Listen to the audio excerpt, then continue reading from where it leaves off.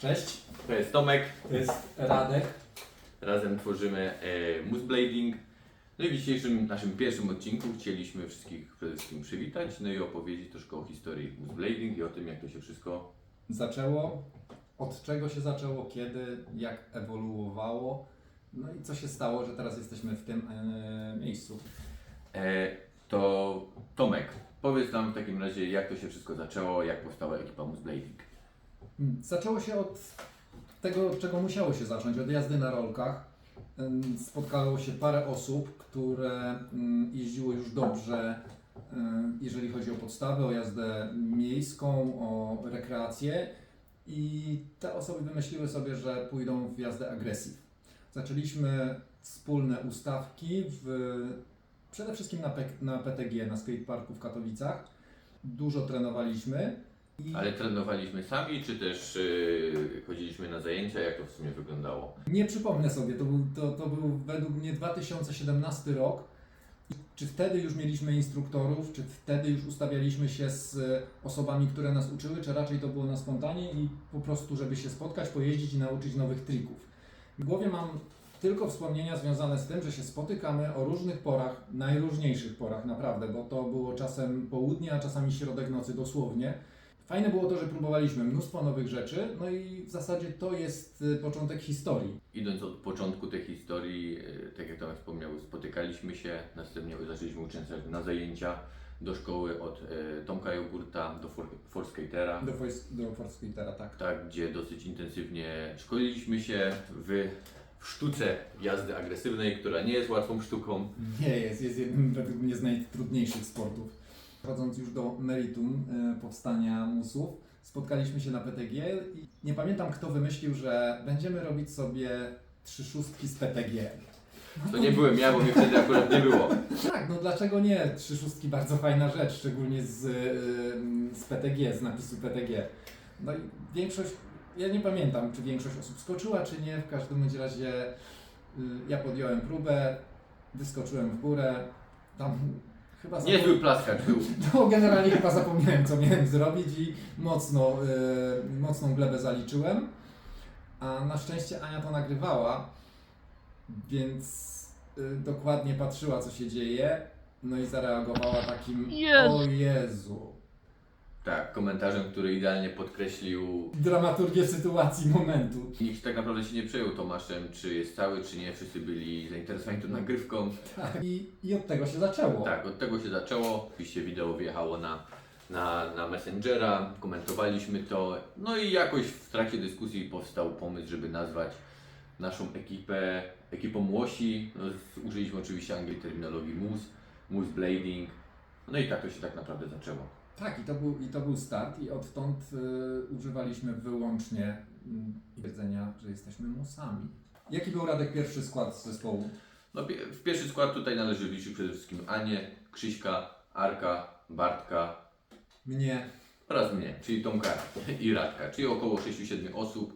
Były to osoby, które tworzyły ten rdzeń, tą podstawę ekipy Moose Blading.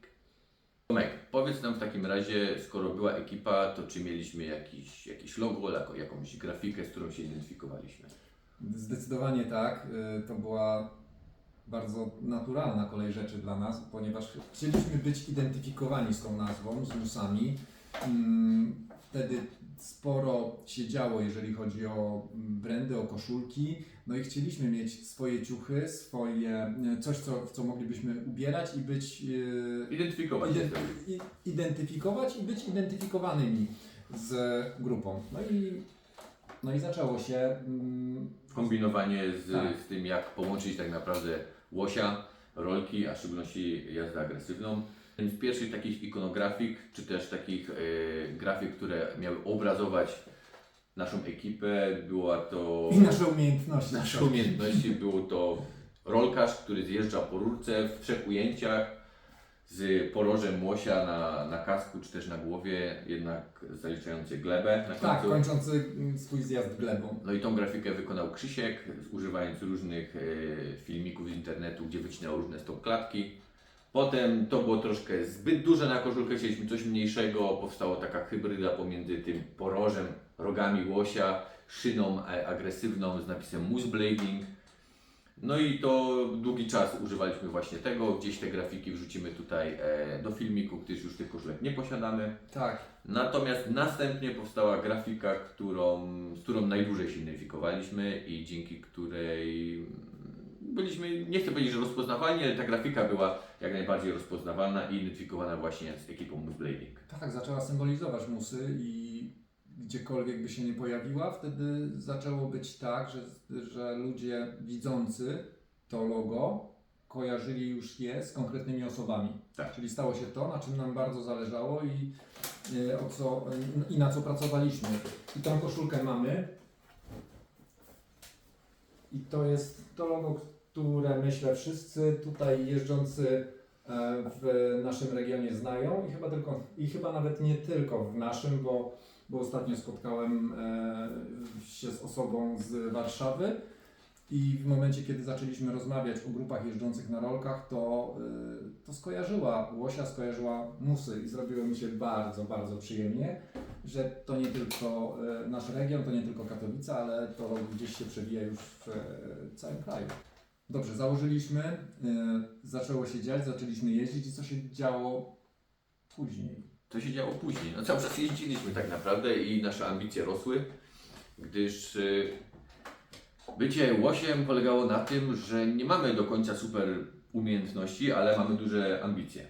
Tak, i każdy chciał jeździć, każdy się nakręcał jazdą, każdy chciał zdobywać kolejne umiejętności, skille i jak apetyt na kolejne triki nam rósł, ustawialiśmy się na zajęcia indywidualne i tutaj przyszedł nam z pomocą Łukasz.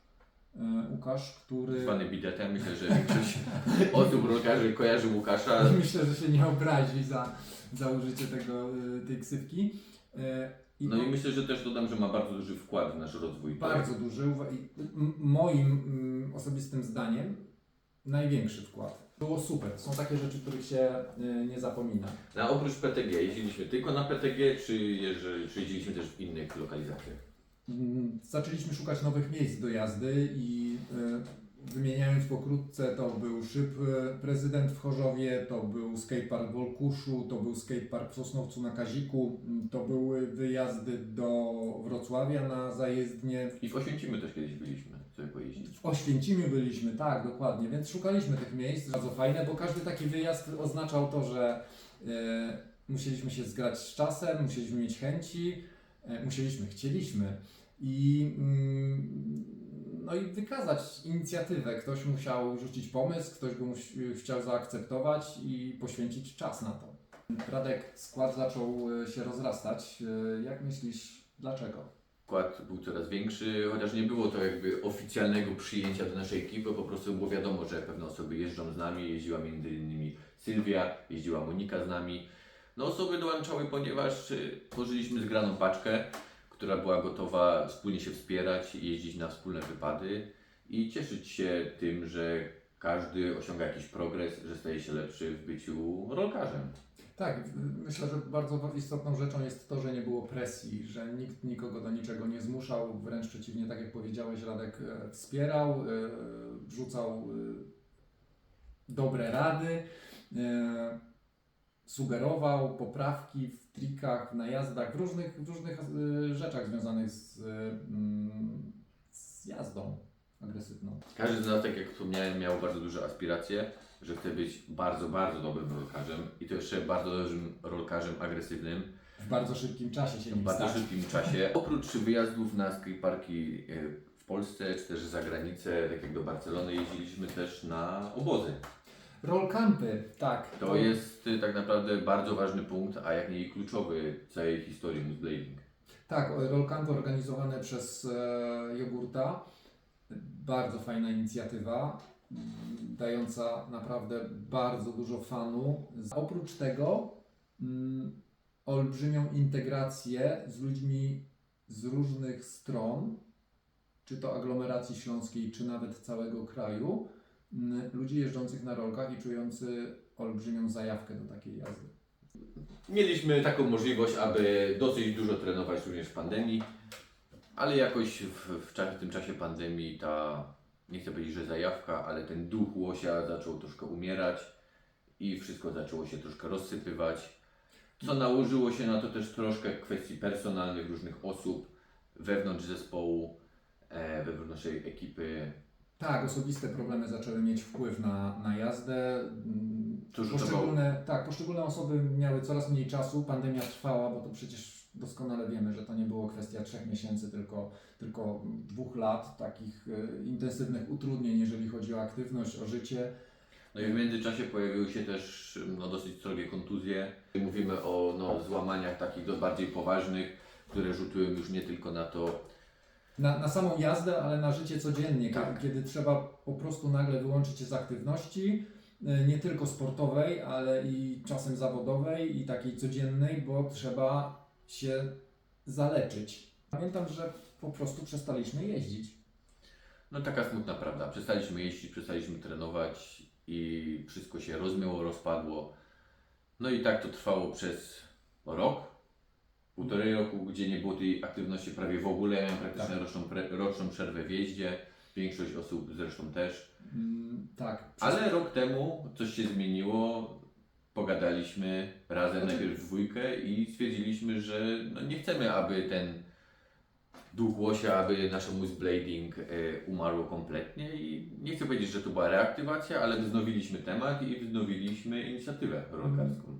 Chciałbym powiedzieć o 2 rzeczach w tej kwestii. Zmieniło się coś u mnie i zmieniło się u Ciebie. U Ciebie się zmieniło to, że skończyłeś studia.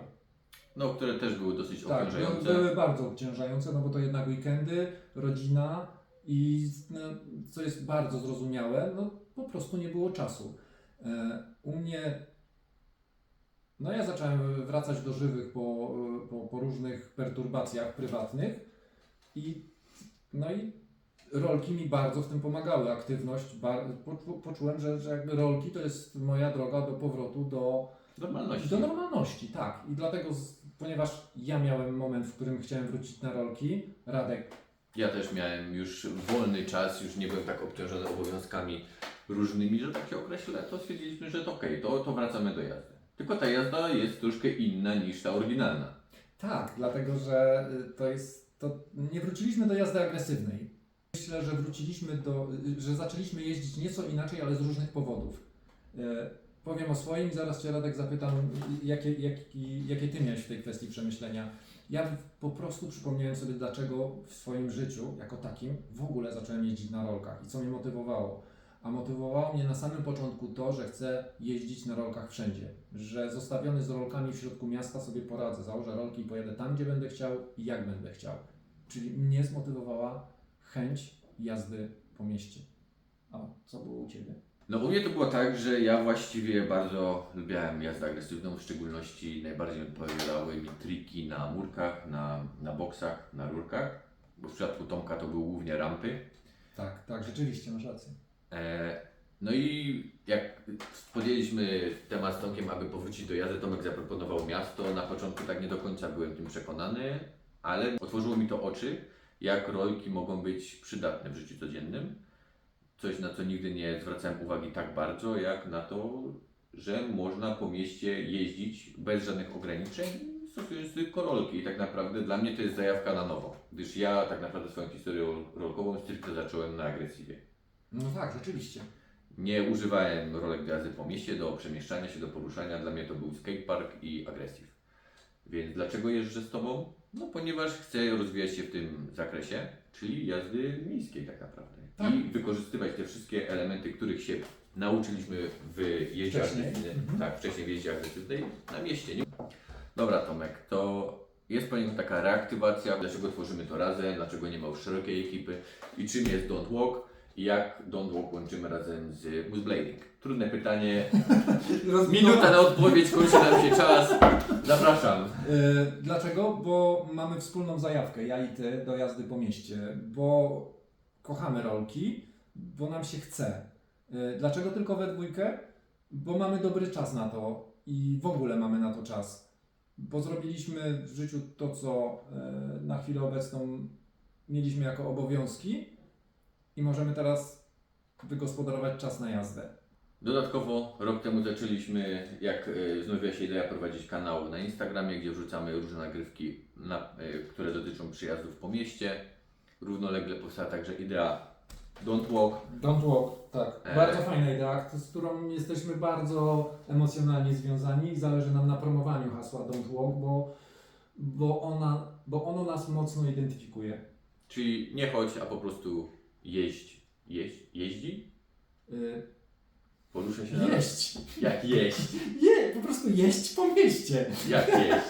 Jeść na mieście? Jeździ po mieście, przemieszcza się na rolkach. Nie chodź, bo szkoda czasu na łażenie. A czy Moose Blading i Don't Walk to są dwa zupełnie różne światy, czy to jakoś... Nie. Moose Blading to jesteśmy my, tak? To jestem ja i ty i osoby, które kiedyś stworzyły tą grupę. A Don't Walk to jest nasza misja. Tak jak Tomek powiedział, nasza misja, nasze hasło przewodnie Moose Blading, Don't Walk. Tak jest. Dziękujemy bardzo. Oczywiście zapraszamy wszystkich do subskrybowania, lajków i tak dalej. Nie znamy się w tym temacie, ale wiecie co macie robić na pewno lepiej niż my. I na pewno spodziewajcie się kolejnych odcinków, gdyż mamy naprawdę sporą listę rzeczy, o których byśmy chcieli pogadać, które byśmy chcieli nagrać. Którymi byśmy się po prostu chcieli z Wami podzielić. Dziękujemy. Dzięki.